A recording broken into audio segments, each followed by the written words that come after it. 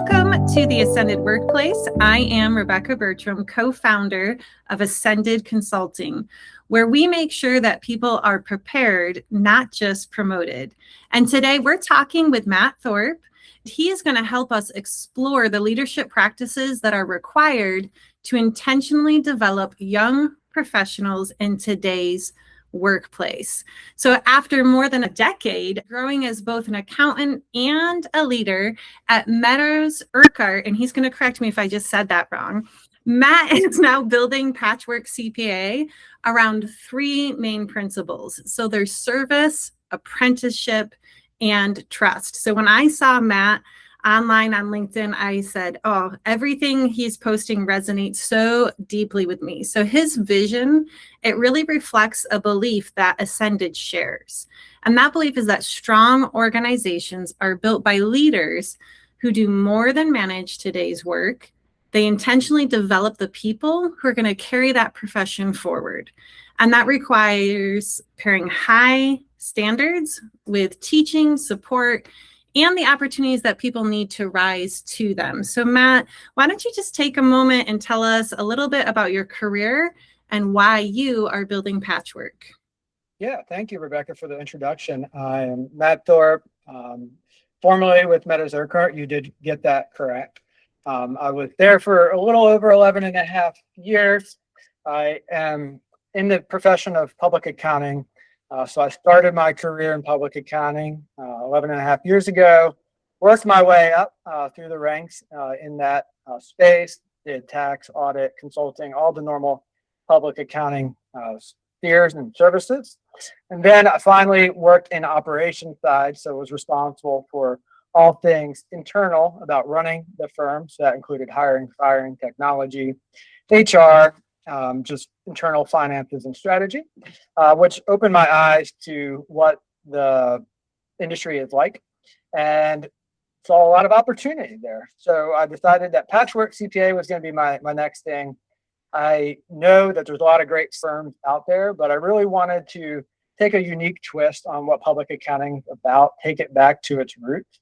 And at the end of the day, I believe the two things that are rooted in our profession is great service. That means answering the phone, responding to emails, providing that great service that professionals should be doing.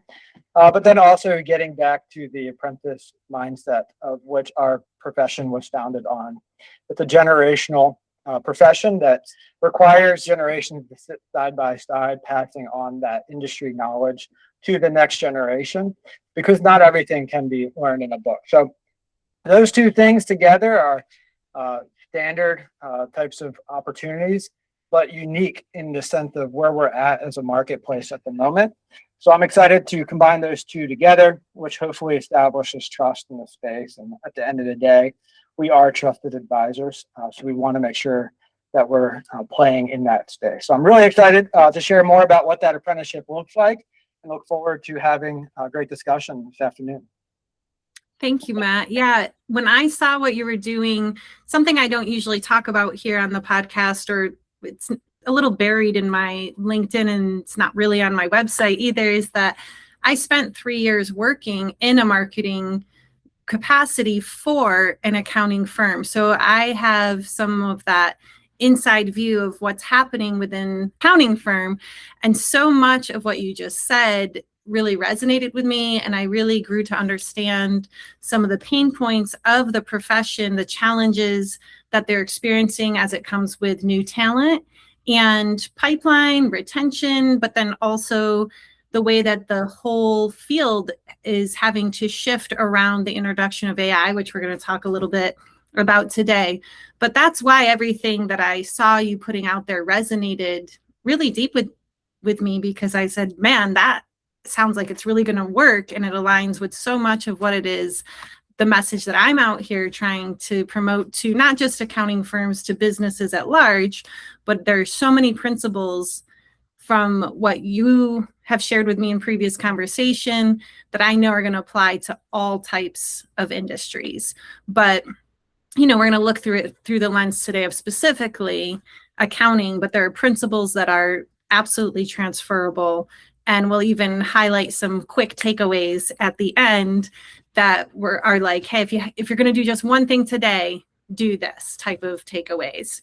So we're going to kind of focus right now on this idea of apprenticeship, not just onboarding, because onboarding teaches employees where things are and how the organization operates. But apprenticeship teaches them something differently. It teaches them how to think, how to exercise judgment, and develop the habits of a professional. So the growth requires sustained access to experienced leaders who model the work, which I know is a challenge. And it's a challenge in all fields, but I see very particularly in the accounting field that time crunch, that time is so valuable because it's so limited, how much time you have with the number of tasks that you have. So, but it's still critical to be intentional to bring that access to the experienced leaders who can model the work, and they can allow people to practice and make decisions and get honest feedback from those leaders, and then give them the opportunity to try again when they don't quite hit that mark because they're just learning. So building that relationship and having that true guide along the path. So I want to know how this idea is impacting your leadership specifically. And you've described accounting to me as an apprenticeship. So what does that mean to you personally? Yeah, so the reason I refer to accounting as apprenticeship is we are knowledge workers, and you hear knowledge workers a lot when we're talking about AI. That's the big scare, right? Is that knowledge workers are going to be replaced by AI. And yes, there is an element of that. But what won't be replaced is that apprenticeship mindset. Now, if we look at training and development as an onboarding task of, hey, first year staff, go do this task, and this task, and then come tell me that you're done those things. That's what you would think about when you're training onboarding. You're training a professional to do repetitive tasks and then raise their hand whenever something doesn't come as expected. Hey, I need help on this or that. And a lot of things over the last 10 years, a lot of that has been offshored. I never worked at a firm that did offshore a lot of that, but that is a big trend in our space, is offshoring that talent to India, the Philippines, other places overseas. Or now with AI in that space, that's the type of thing that AI excels at, is you're asking it to do a repetitive task and create an output. So I'm intentionally doing the apprenticeship or terminology, using that terminology on purpose, because I want to think about how it is to develop talented professionals. CPAs are trusted advisors in our space, and all entrepreneurs really rely on their CPA. But what a talented professional is in 2026 is they need to be front facing with the client and being able to have conversation, kind of being able to be on their feet, have some judgment, all of those types of things. It's not, hey, let's go complete a checklist anymore. It's, we need to have those face-to-face conversations and provide advice. So how do you train that? And the only way you train that is what I think is an apprenticeship. And that's why we're getting back to that terminology with Patchwork. It's apprenticeship, is because you need to sit side by side, watch somebody do it. You need to have opportunities in a safe space to fail. You need to be working side by side with somebody. A lot of the most pivotal developmental experiences in my professional career were sitting side by side partners in their office for hours as we're tackling, complicated problems, client problems, or trying to solve something. We're just working together. And, as a junior staff, you're kind of relying on those partners, but you're watching them do that. And that's what I talk about apprenticeship, is you still have the technical side. A lot of that's going to be supported by AI these days, but there is that judgment. How do you train judgment? How do you train presence? How do you train the ability to consult and advise, but also build relationships and establish trust? That's where I come back with apprenticeship. That's why I use that term, because I'm not trying to create a repetitive task or somebody that can follow a process. I'm trying to create a professional. How do we do that? That's the idea of apprenticeship. It reminds me so much of that age-old model of I do, we do, you do. So that they can truly see, oh, this was the problem that was brought to them. This is the process they followed in order to create the solution with that client, and then have the opportunity as they've seen it, right, and been side by side, but then also, hey, what do you bring to the table? What are your thoughts and ideas on how to solve this problem, right? The we do. And then eventually, as you've done the side by side that you're talking about, they become trusted to say, okay, now you do it. Now you meet with that client, and also still the opportunity to come back and say, here are the projects I'm working on, and here's where I'm struggling. Here's the solution I brought forward. Do you agree with it? Right? those kind of things. And so I really feel that there's so much value in that. But as we addressed, there's this time concept, right? So what does a leader need to do consistently for apprenticeship to work? And I know I threw out the word time already, but that's a good word. And I'm happy to talk about that. So, time is an accountant's best friend and worst enemy. Our industry for over 100 years now has associated value with time. That is a trend over the last 15 years that you've seen more trend toward value billing is what the industry would terminology use. But the idea of time and expense isn't necessarily how clients are billed for their services.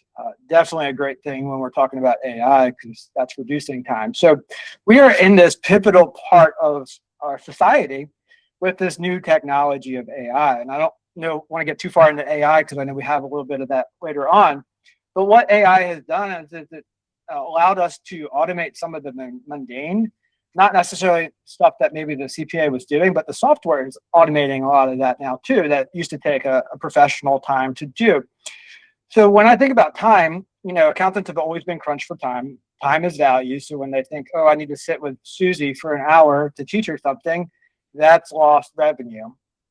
So I think first thing is that we need to get away from time as value, because that is a silo thought. That value is way more than just single minute in a day. It's kind of creating that long-term value with everything there. So I definitely say, let's get away from time and expense as a means to have value. But the second thing is, it's important as we're thinking about apprenticeship, is all that time that we save from utilizing some of these technologies. It's not, let's go out and travel to town and enjoy all these things. It's how do we use that time that we're not spending an hour doing that very mundane task, and we're being intentional with that newfound time of how do we sit side by side, have those conversations. And it might not be a case study of which is currently being done, but go back to those, hey, remember that time where we had this specific client instance? That was a really pivotal part of my career, and that outcome or that solution that was captured as part of that project is really important. I want to share those details. Let's go through what that situation was. It might have been 5-10 years ago of this is what we did. This is how we worked through it. These are the questions we asked. These are the things. Hey, we thought about this. That didn't work because of this. Let's have those conversations instead of, hey, we just saved 2 hours because we have technology to do that, and let's just go, have happy hour 2 hours early. Instead, let's, spend time thinking about how we can pass knowledge from one generation to the other generation. Because at the end of the day, Meta Zurkart's language is going to come out on me a little bit here, but what you're buying is knowledge, perspective, and tools. That perspective is exactly what I'm talking about with apprenticeship. It takes perspective, things that we tried before, things that didn't work, and then reasons why it didn't work. So then the next generation can say, hey, that didn't work 10 years ago because of this. Let's try it this way, see if it works this time. I really like that. And this is a genuine question, not a leading question. So, so feel free to be like, no. But as I was hearing you speak, this idea too of those mundane tasks that used to be often given to the staff accountants and are now replaced by AI, would it be a valuable use of time to actually bring the staff accountants to whether it's a manager or a director, or a partner, would it be valuable for them to say, I'm going to bring these 2 staff accountants with me to this client meeting so that they can participate in the meeting and actually see the process take place of that conversation, and then have them join with me back at the office in the, here's the next step I plan to take, and even allow them to have voice of bringing that younger, new, fresh perspective and kind of talk through together the solution for what was discussed in that client meeting. Would that be a good use of time, or are people going to view that as, we're just taking up, we're paying more people to do the one job? Yeah, no, exactly. That ultimately is the conflict. You just described it. I know when I was at Meadows Urquhart, that was something we had verbally intended to say, hey, you're going out to a client meeting. Why don't you take one of our interns or junior staff or somebody below you to that call, and make sure that they know, just to kind of sit in the corner and observe, and not to speak unless spoken to, that type of vibe, because there is so much just hearing, conversation, all that. And the reason why that doesn't happen as often as it should, it's one, because accountants are so overworked as an industry, just because there's supply demand issues. And then the second thing is, we're still tied to value of the billable hour. Even firms that don't necessarily bill on the billable hour concept, or like use time and expense as their billing means to the client, billable hours are still tracked even in the value billing environment. So each staff member in professional services has an expectation of X amount of billable hours each year. And if they don't hit that goal, that affects compensation, bonuses, things of that nature. So while they don't want to lose that billable hour, while yes, that might be way more valuable, that client conversation, that client call, they get scared to say, all right, I'm going to go spend 3 hours because it's going to take an hour to get there, an hour back, and an hour of the meeting. I'm going to lose 3 billable hours. It means they either have to work more, which a lot of the accountants, that's not a good option because they already work a lot. Or they're going to have to sacrifice that billable hour and make it up some other place.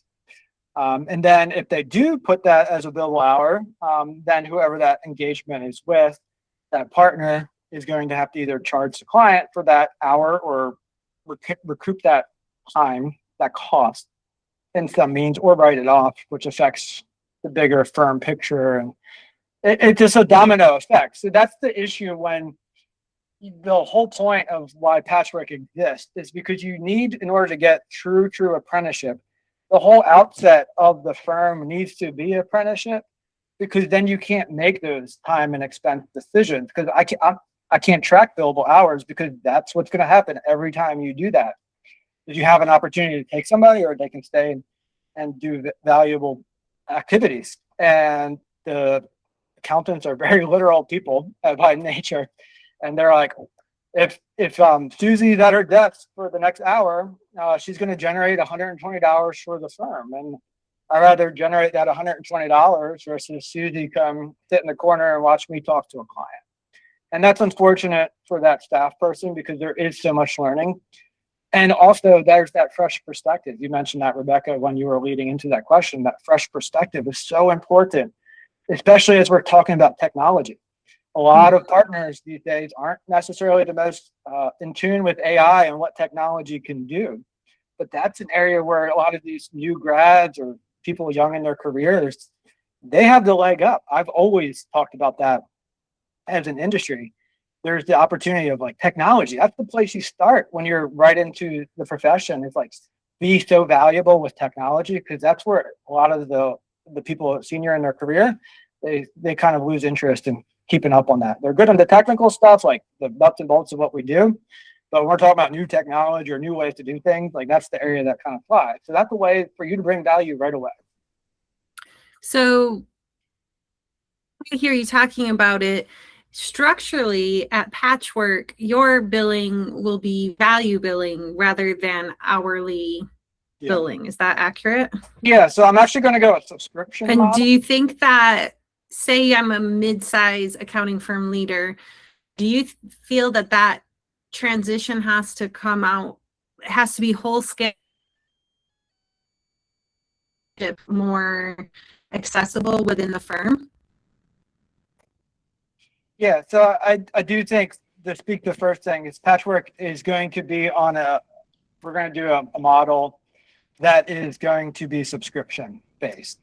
So we're packaging it that way. I think one of the biggest feedback that I've seen in this space is that people get scared to talk to their accountant or reach out to their accountant because they think every time they reach out they're going to be returned with a nice invoice of X amount of dollars because Bobby, replied to my email. It took him 20 minutes, and 20 minutes of a $350 an hour rate, that's going to cost me whatever there. So that's the scary part.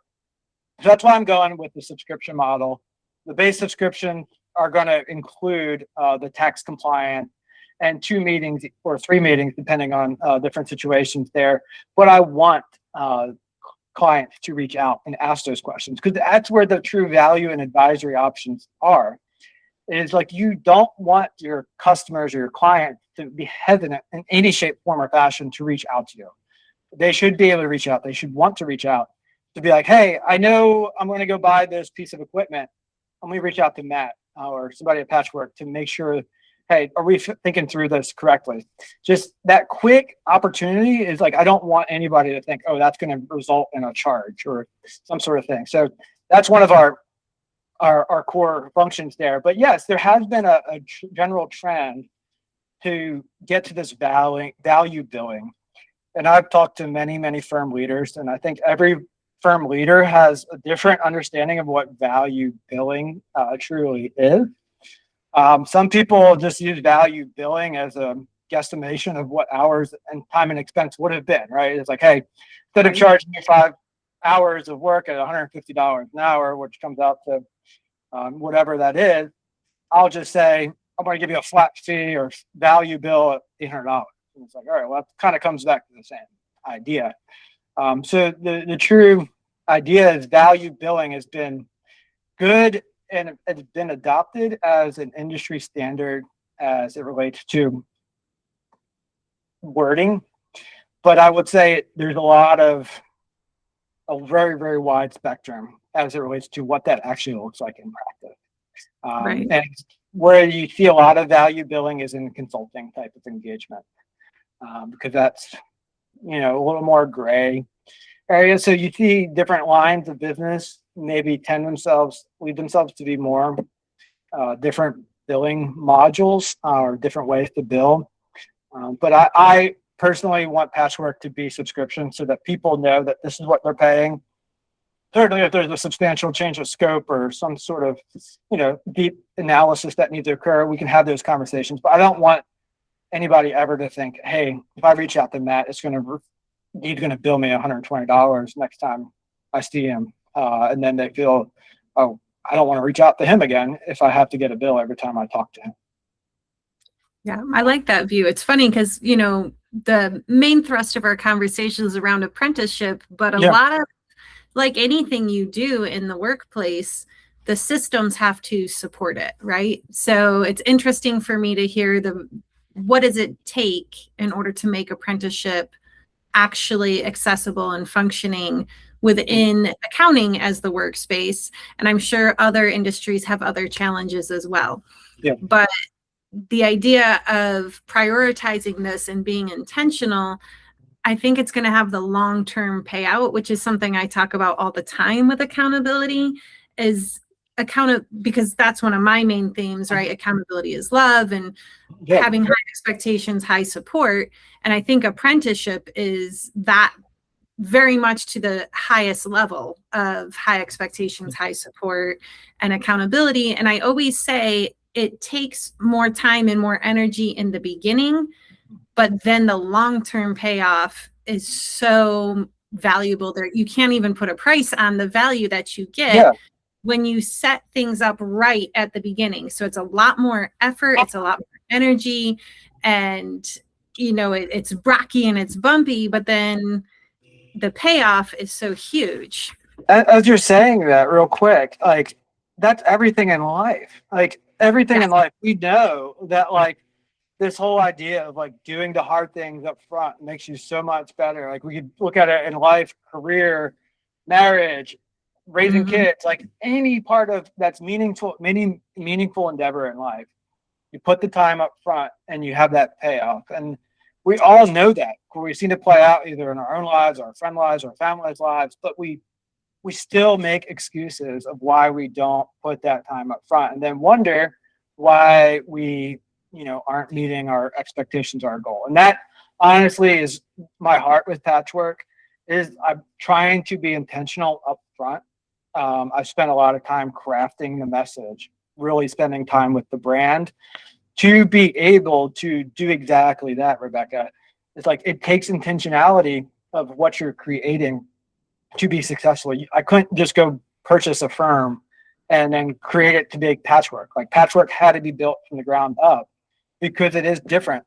And that different has to be done with intentionality. Absolutely. And I think, for those listening who are already leading a business and it is not following this type of model, I don't think it's impossible. It just means you have to be even more intentional and really focus on that change management of everything.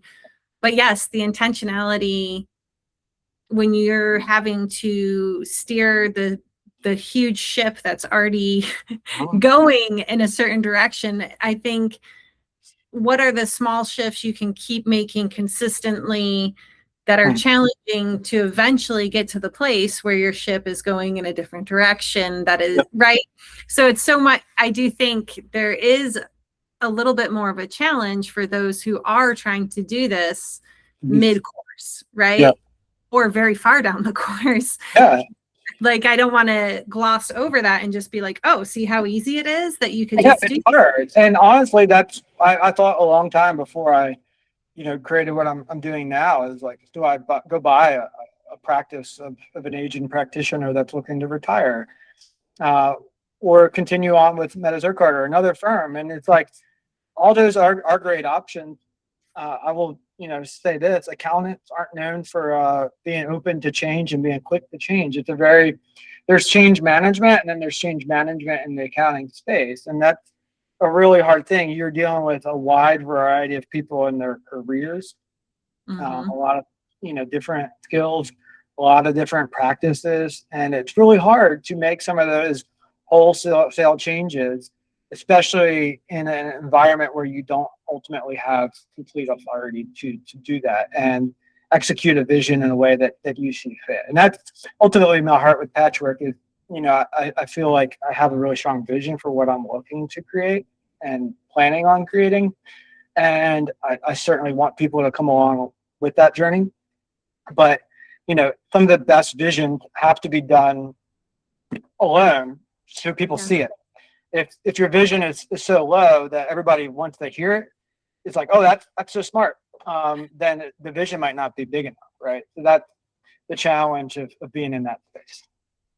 Well, and I would almost say it's like you're preparing an apprenticeship for other firm leaders by being able to show them, look, this can work, this can function, before they feel like they have to go through all that hard work and effort of trying to change an entire organization of course without knowing, can it actually work? So seeing people willing to step out and try this on their own and to take that personal risk, bet on themselves, right? Take that leap of faith and say, I believe enough in this that I'm willing to risk my personal comfort level and financial comfort and all of those things because I believe I can build this and this can work and it can be a model for other leaders to then be able to say to them, look, it really did work. Look at how much further along my team members are on year 3 in these judgment skills and this ability to provide consultation to clients by year 3 because they've been walking side by side doing an apprenticeship. And let me show you what structures and changes, because you've worked both, right? What structures and changes it could take that you need to do, and here's why it's worth it. So I think there's so much value in that. Yeah. I'm going to kind of move us forward a little more to this idea of professionalism, because we were just talking about comparing what maybe your year 3 staff accountants might look like compared to year 3 staff accountants at a firm that isn't as focused on professionalism being taught intentionally. You're doing it through this concept of apprenticeship, right? So many early career professionals are entering the workplace with just so much potential and so much knowledge and so many skills, but they have limited exposure to what I call the unwritten expectations that are around communication, judgment, ownership, and follow through.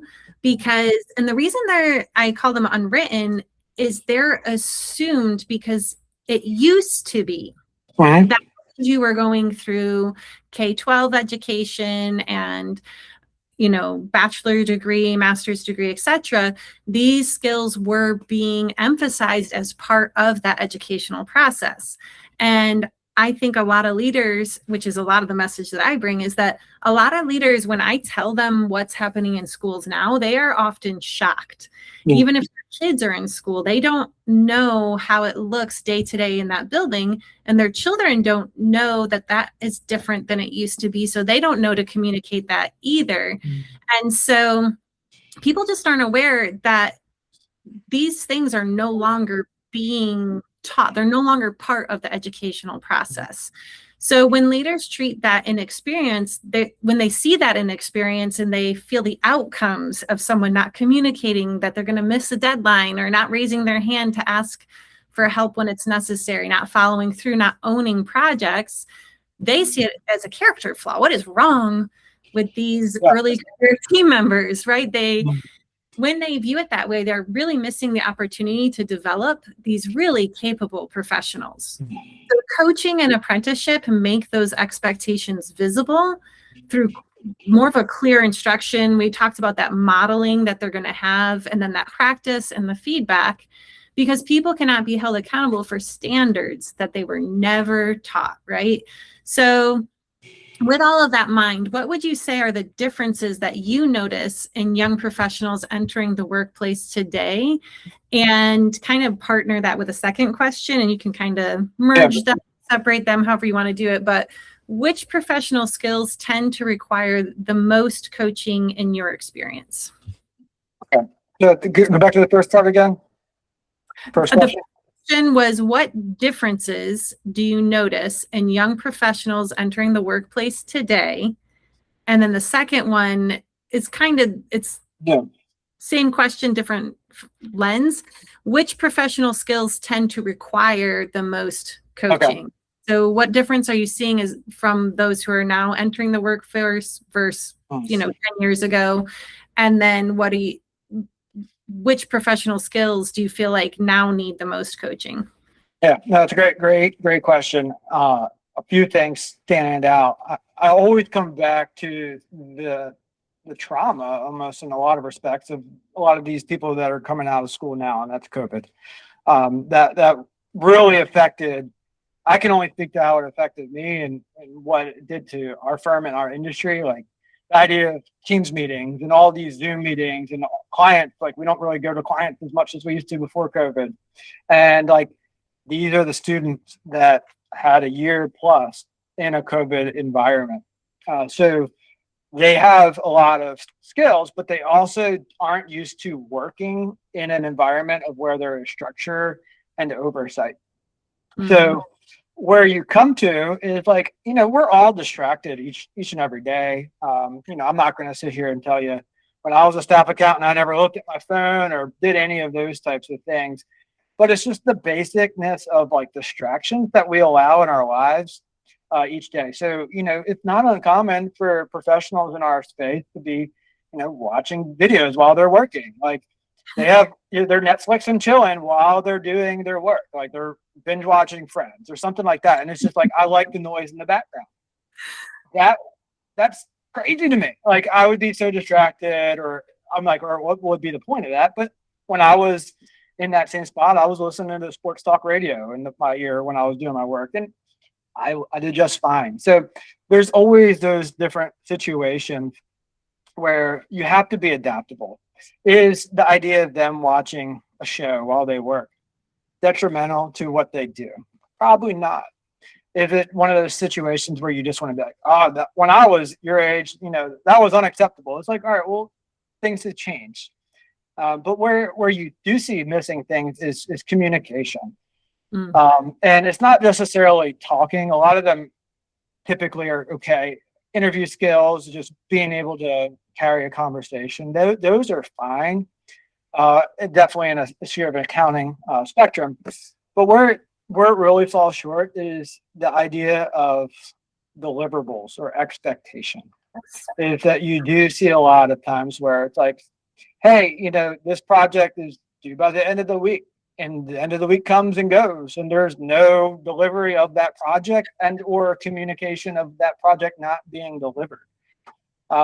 And you're like, do they not care? What is wrong with this person? Like, and we all can assume like, oh, they're just here for the paycheck, or they don't care about their career, or all the different things, all the avenues that we go down that never end in a good spot. But the real question is like, do they know? Like, that's an expectation. It's like, do you know? And again, all this comes back to like, you have to say the thing out loud. You really can't assume anything at this point. So I did onboarding when I was at Meadows Urquhart. That was part of my role as director of operations. Is like, you go through the company handbook, and there's certain things that you just assume, but you have to go through it to make sure people know. Because if they know it, then at least then you say, hey, we want to over this. Another big thing that always was a challenge was like dress code. And we're not talking about like professional dress. That has been really relaxed ever since COVID. Collared shirts for men is kind of the baseline for professional dress. That's about it. But we're talking about like just straight workout clothes or shorts for men in the office on a work day. And you're like, this is not part of the policies and handbook. So where I get to is like, you have all these different areas of which people excel or struggle in. A lot of it's ownership, communication, meeting expectation. I think it always comes back to that, is meeting expectations. And a lot of it is accountability. And you said it as it relates to the school system before. I'm going to take it a step further. There's a lot of it has never been institutionalized in the family. And then once it goes from the family, then the school has a responsibility to do it. And then what happens is that the family doesn't either instill those types of skills, the school system doesn't instill those skills. And then what happens in the professional world is you assume that either the family or the school system has instilled those skills, and you never actually stay it. So while sometimes it might be basic and repetitive to go through some of these really, really common sense things, it's like, you have to say it. It's like, if you're not going to meet expectations of this project delivered by Friday, you must let me know. You have to.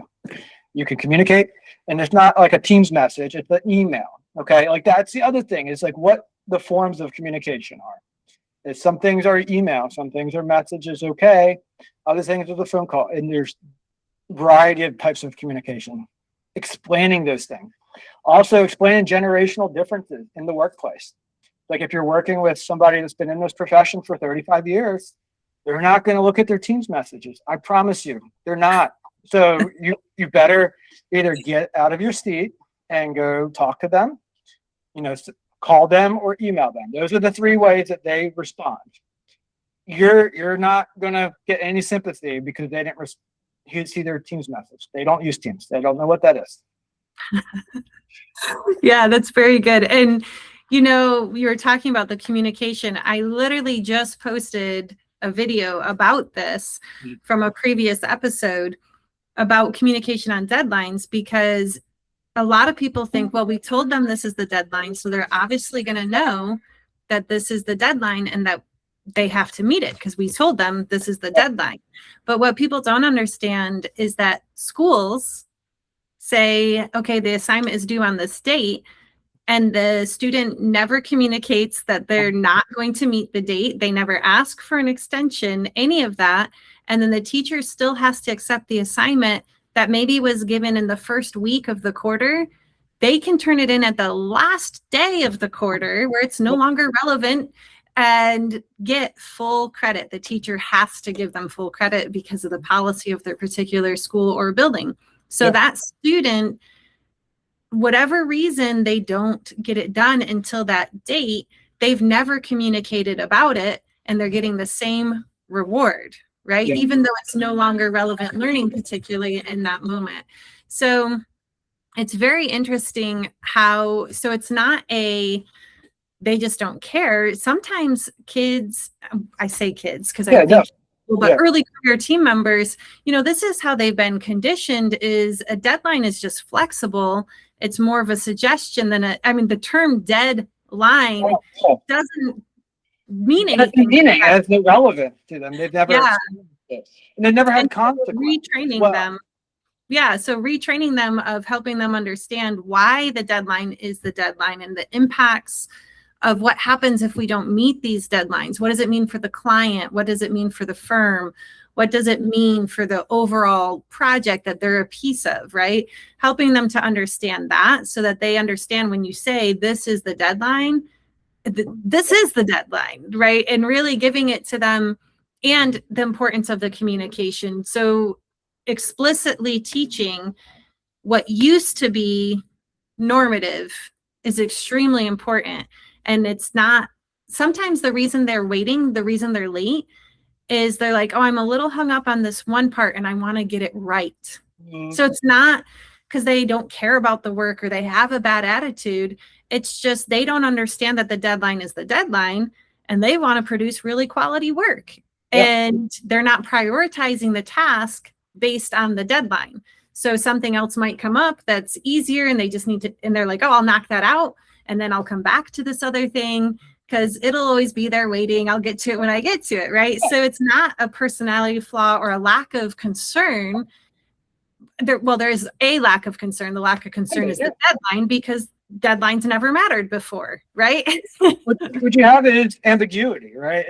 Somebody doesn't know really what it really means. And I'm glad you argued the other side of the same coin, in that it does take leaders to engage those professionals, we assume that they understand what missing that deadline means, or what that might impact for the firm as a whole, or what that might impact for their career.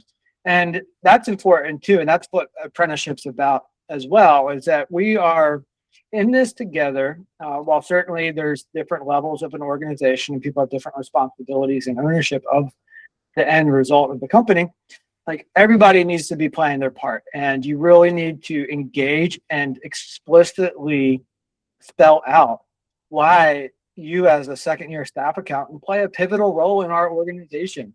And those deadlines are super important, not because we're mean or want to, keep you here on a Friday night.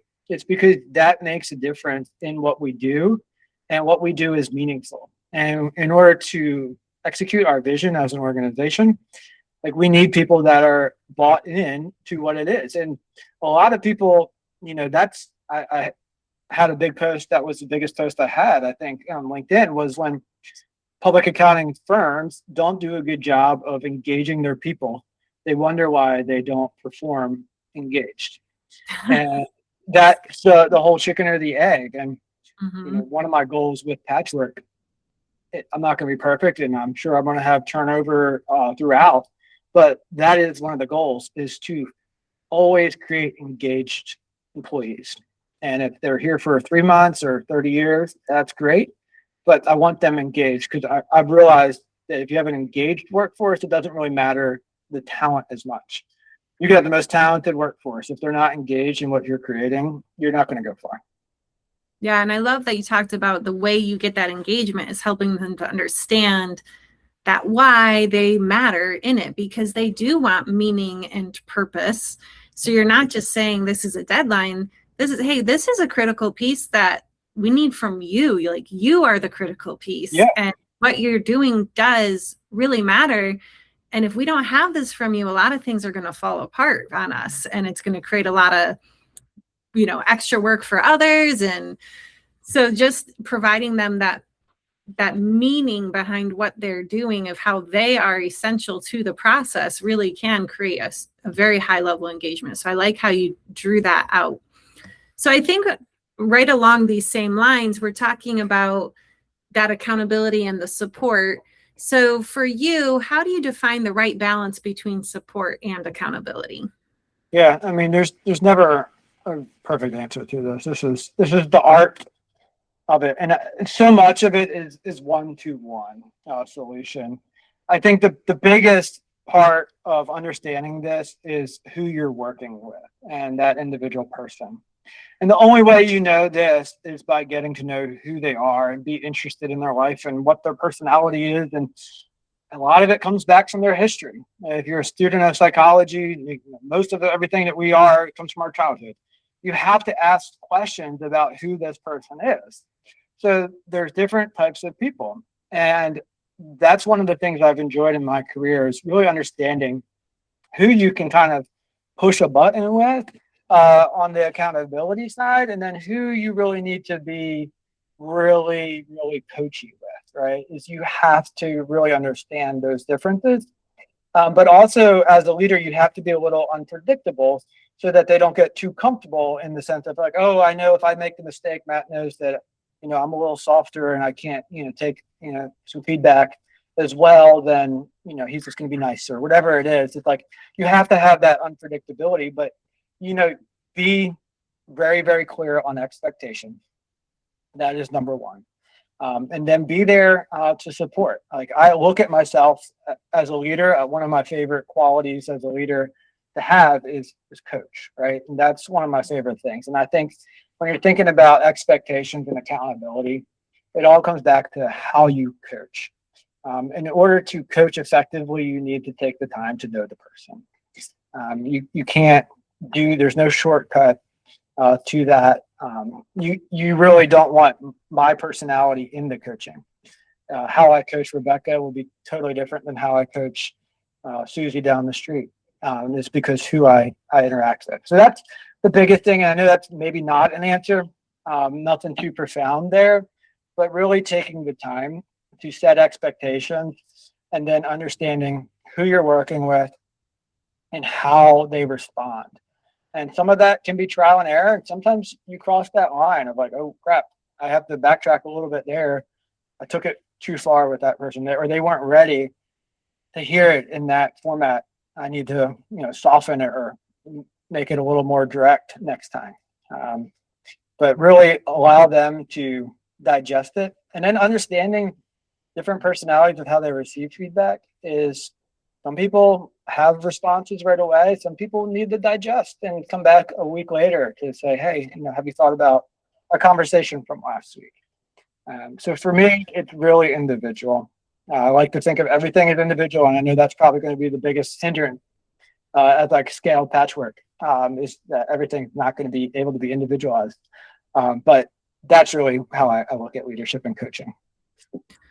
And I would say you can still do individualized at the larger scale, because I think the part that you said, you used the word curious, and that's become a very popular thing to say, like, be curious. I think Ted Lasso might have really spurred that, right? But that could be the scalable element is be curious about the people you're managing so that you can coach them appropriately. And as you were talking about it, I thought about my time in the classroom of, even though I have 25, 30 kids in the room, every 45 minutes, a new group, I still had to take the time. So when I think scalability, I was like, no, you can do it.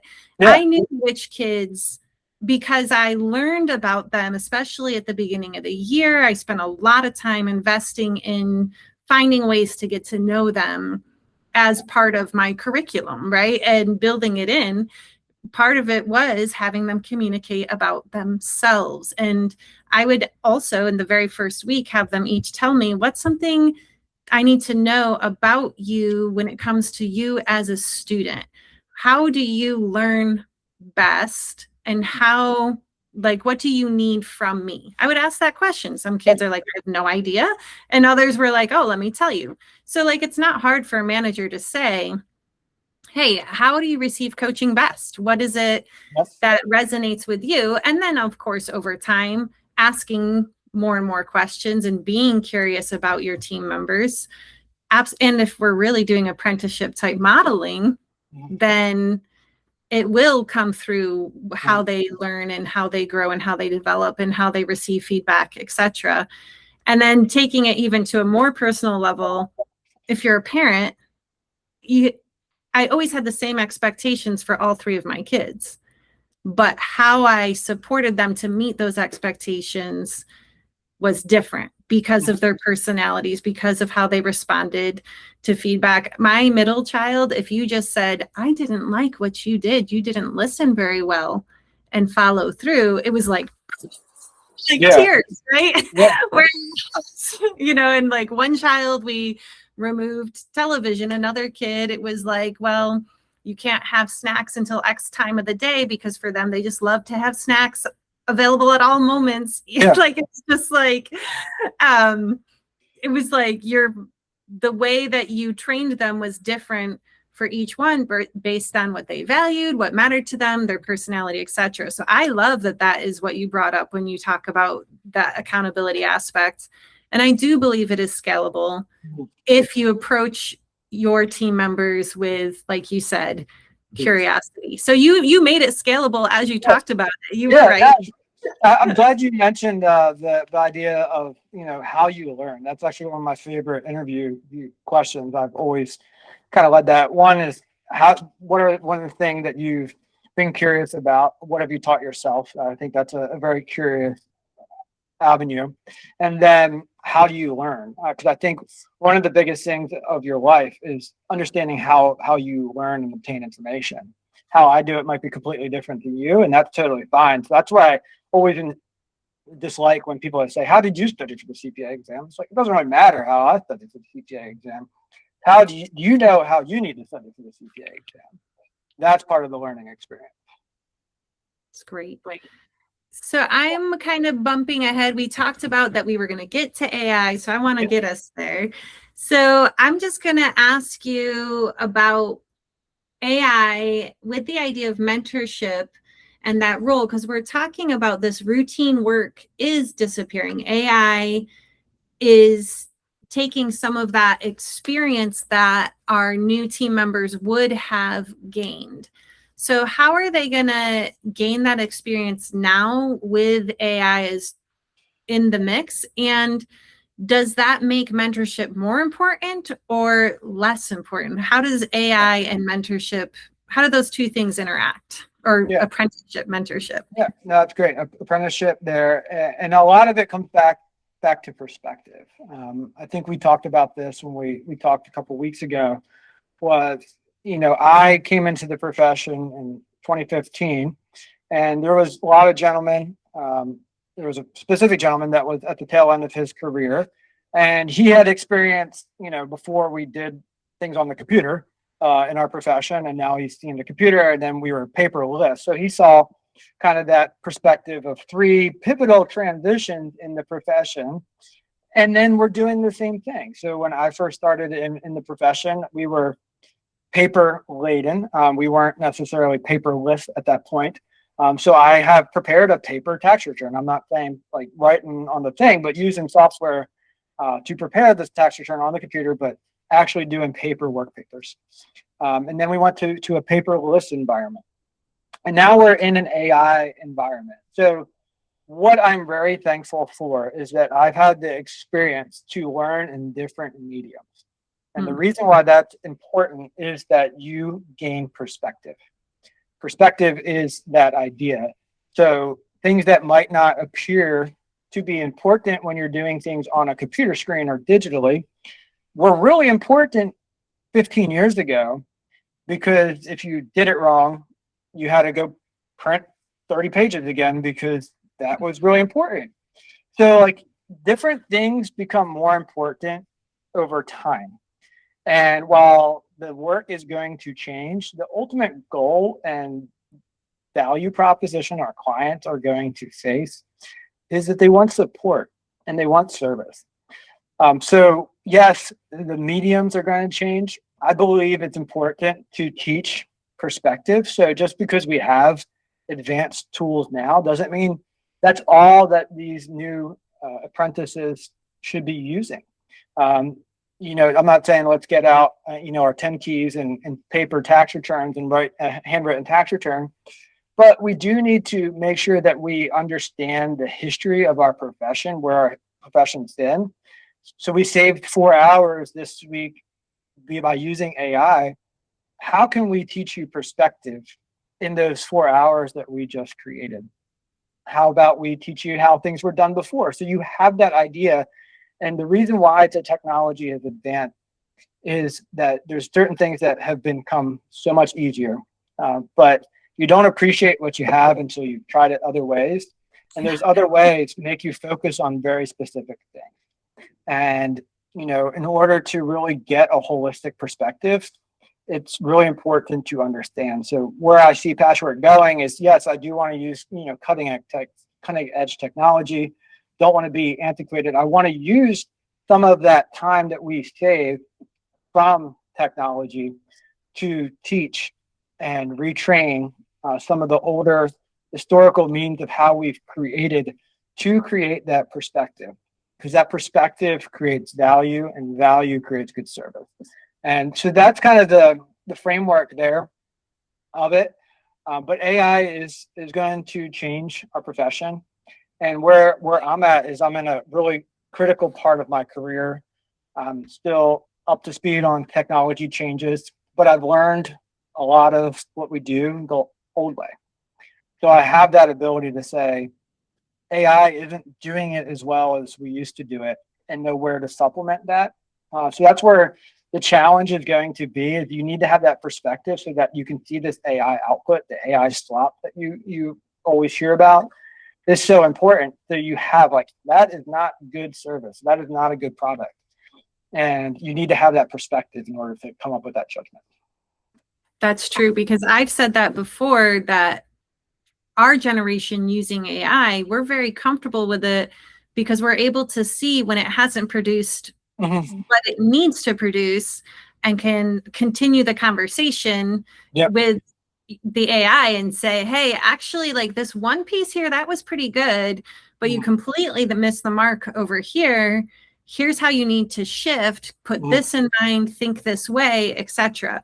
But those who haven't gone through the thought processes themselves, they don't know how to direct and guide and recognize when AI isn't producing the quality or the correct direction or whatever it is. Because AI is very powerful.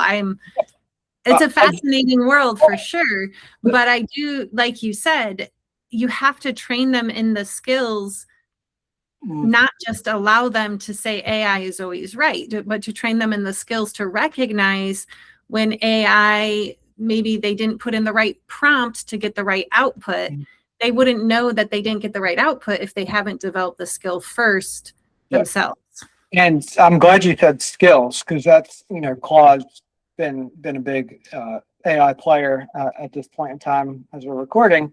And skills, Claude skills are such an important thing, right? So you can create a skill pretty much to do anything at this point. You can actually record skills now, and which is all great and fine, really scalable, really cool from a business owner standpoint, terrifying from a development standpoint, right? So it's like, all right, well, we have this skill that can do X, Y, and Z. Great. But also, can you prompt AI to generate that skill and create the output of the professional that spent 20 years in this profession before he created that skill? So that's the type of value conversations that we need to have as an apprentice organization. It's making sure that we're not just creating, hey, if I go at this skill, it produces this. And I know every time I do that, because the skill is created in such a way that creates great output, and you don't get that AI flop, but I can rely on it. You need to really understand how to get to that skill. And then before you can even do that, you really need to know what it is you're looking at or trying to ask for.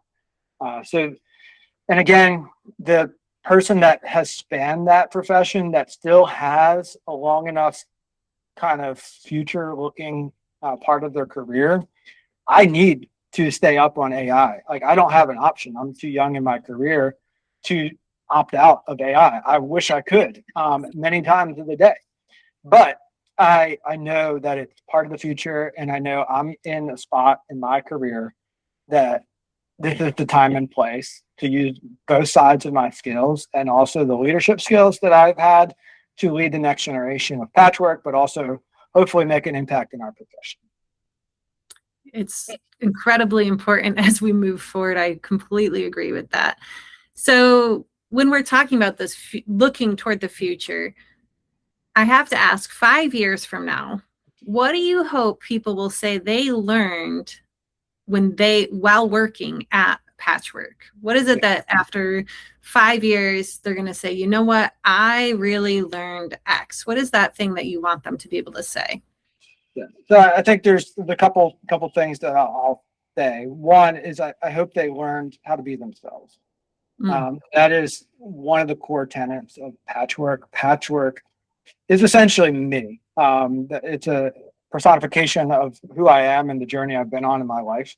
So that's what Patchwork represents and Patchwork is. And Patchwork, at my house, we use it as a noun and a verb and an adjective. So it is everything. So it is the personification of who I am. And honestly, what I've done is I've learned how to be myself in my career. I've never always been like this. It's been a journey, and we're all on a journey.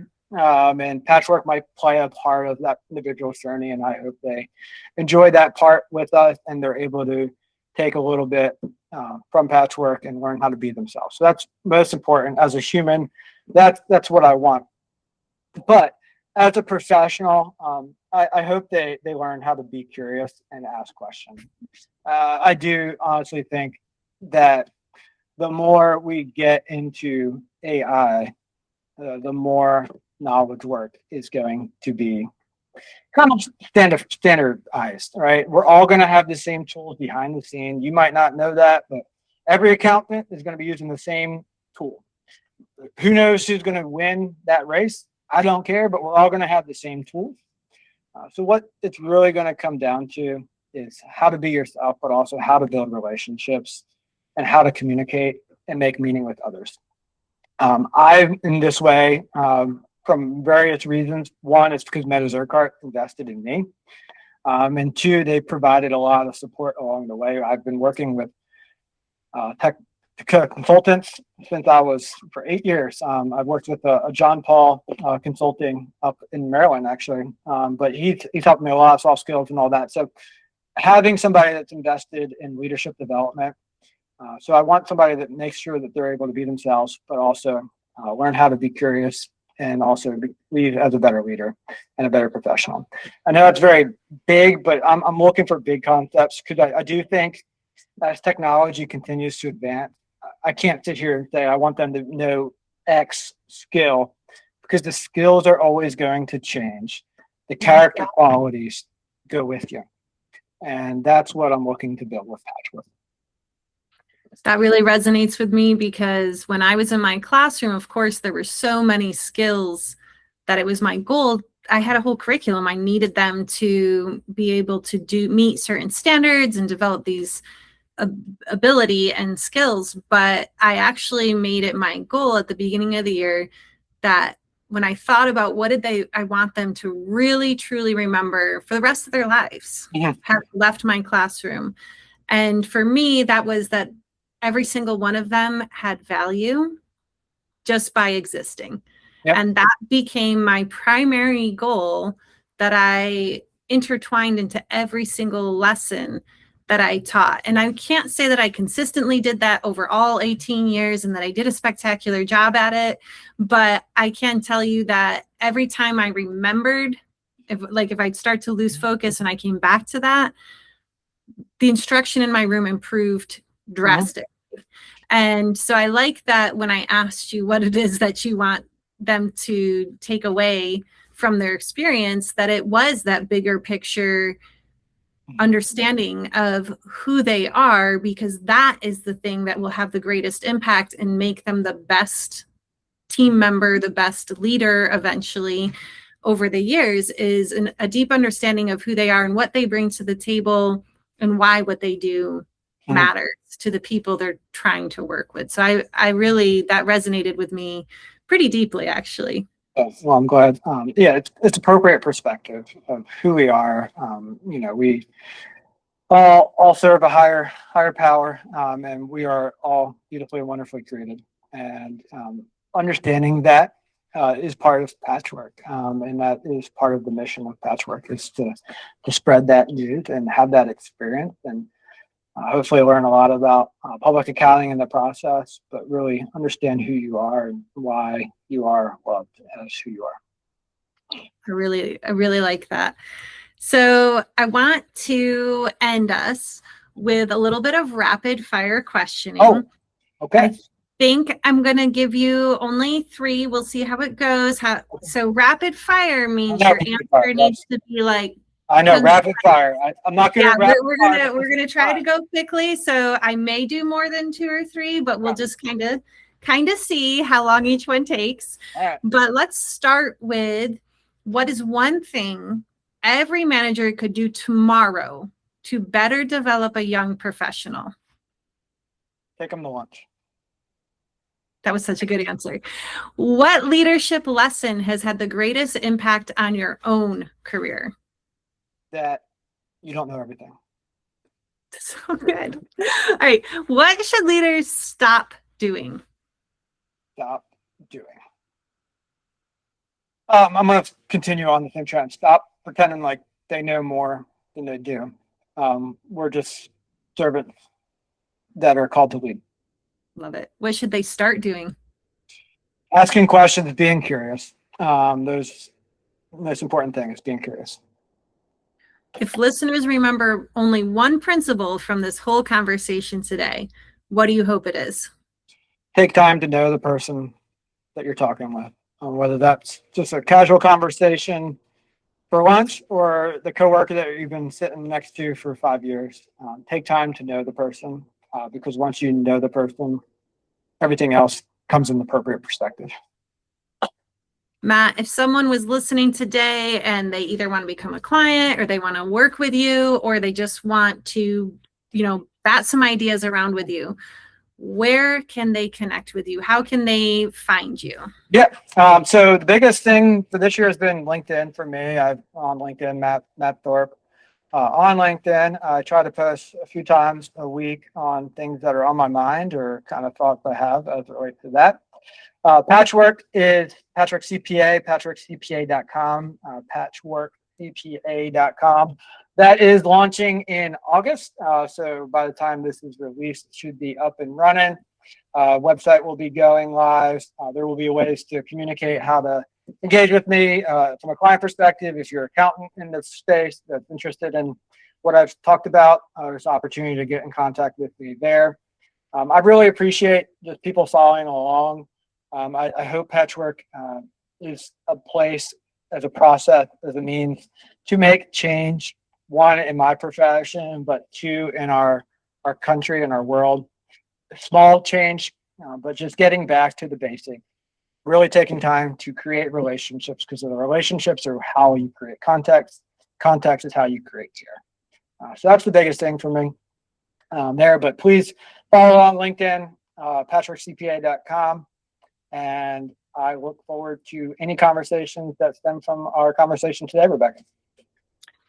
I have really genuinely enjoyed getting to know you, and I am now a big fan of Patchwork, and I will be following along on your journey. And who knows, maybe Ascended is going to end up becoming a client of Patchwork, right? Awesome. I feel pretty convinced. We don't have our accountant yet, so yeah. I will be trying to get into that role of connection.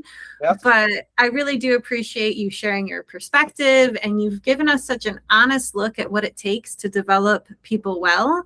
And it was a great reminder that strong professionals, it doesn't happen on accident. Yep. And they grow because someone takes the time to teach, to coach, to challenge. And I mean, I definitely heard in all of this belief in people, like believing in them, that they have the ability to become the best version of themselves, to understand themselves and become the best version they can be, to fulfill that calling or that purpose that's on their lives, no matter what role they're in. So And thank you again, Matt, for sharing those insights with us today and the passion for what you do. It really comes through and it's so authentic. So I really appreciate your time today. And to our listeners, I want to thank you for tuning in to the Ascended Workplace. And you can keep following the podcast for more conversations about building stronger professionals, leaders, and organizations. If your organization is ready to strengthen ownership, communication, accountability, early career performance, all of those things, go ahead and contact Ascended Consulting, and we're going to bring this work to your team. So thank you again, everyone. Have a wonderful day.